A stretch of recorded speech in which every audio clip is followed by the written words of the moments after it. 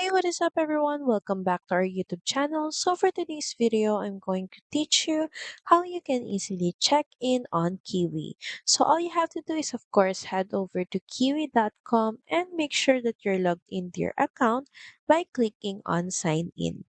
If you don't have one, you can easily just create a new account by clicking on the sign up link. So from here, we have here a filter section wherein you can customize accommodations based on from location and to which city, airport, or place you want to go, and your time of departure, and also your time of return.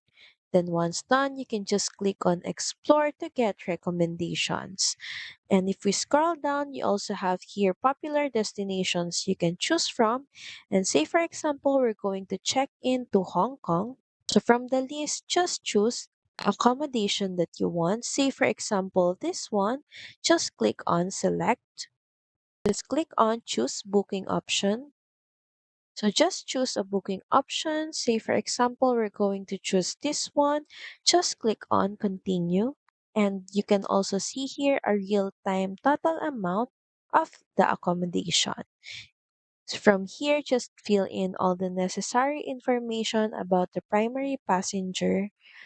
You can also avail here a travel insurance. Once done, just click on continue. From here, all you have to do is finalize your baggage. So as you can see, cabin baggage is already included in the package. You can also add checked baggage for a certain amount. Then once done, just click on continue.